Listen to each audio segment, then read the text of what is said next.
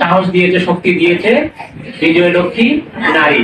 এই যে আমরা মনে করেছিলাম যে আমাদের যারা শিক্ষার্থী রয়েছে, নারী শিক্ষার্থী রয়েছে, ছাত্রী রয়েছে, কিংবা উদ্যোক্তা রয়েছে, নারী কর্মী রয়েছে, তাদের মুখ থেকে সম্ভবত আমি এই কবিতার লাইনটা, পংক্তিগুলো শুনতে পাবো, কিন্তু আমি খুবই মর্মাহত হলাম যে এই লাইনগুলো আমি শুনতে পেলাম না আজকে।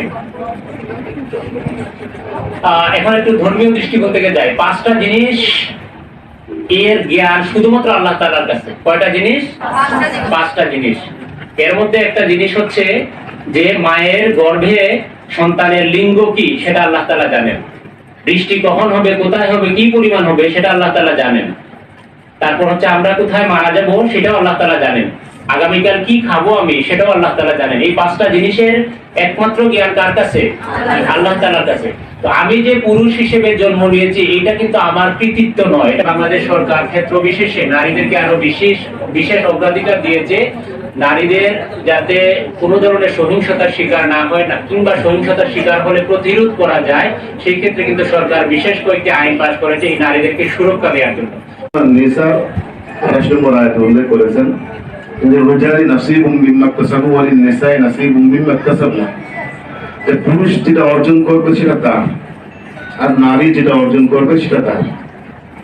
অর্থাৎ নারীর যে অর্জন যেটা আছে এটা পুরুষের ভাগ বসানোর জায়গা না। এটা বিবাহ শাদীর ক্ষেত্রেও স্পষ্ট বক্তব্য হলো যে নারী যদি অনুমতি না দেয় তাহলে সেখানে বিবাহ দিতে পারবে না।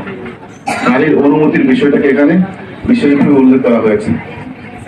ইসলাম চায় নারী তার আপন অবস্থা থেকে, তার অবস্থান থেকে সে শক্তিশালী হোক, সে তার আপন অবস্থায় তার উজ্জ্বল মহিমায় উজ্জ্বল হোক। প্রথমে ছিল কর্মজীবী নারী দিবস, প্রথমে পালন করা হতো এটা কর্মজীবী নারী দিবস। অর্থাৎ যেই নারীরা কর্মক্ষেত্রে ছিল এই কর্মজীবী নারী দিবস, কর্মজীবী নারীদের জন্য নারী দিবস পালন করা হতো।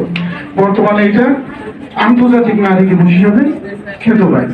তো এই নারীদের অগ্রগতির জন্য বেগম সুফিয়া কামাল এবং বেগম রোকেয়া এরা কাজ করে গেছেন, এবং আমাদের সরকারের পক্ষ থেকে বিভিন্ন উদ্যোগ গ্রহণ করা হয়েছে। আজকের এই নারী দিবসের প্রতিপাদ্য বিষয় হচ্ছে অধিকার, সমতা, ক্ষমতায়ন, নারী ও কন্যার উন্নয়ন।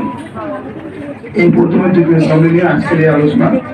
আসলে নারীদের অধিকার নিয়ে প্রথম 1857 সালে আমেরিকার নিউ ইয়র্ক শহরে সুতা কারখানার শ্রমিক বিন্দু প্রথম আলোচনা আন্দোলন শুরু করে। প্রিয় ভিউয়ার্স, এতক্ষণ আপনারা 8ই মার্চ আন্তর্জাতিক নারী দিবসের আলোচনা সভা দেখলেন ও শুনলেন। ভিডিওটি দেখে ভালো লাগলে ভিডিওটি লাইক, কমেন্ট ও শেয়ার করে সাথেই থাকবেন।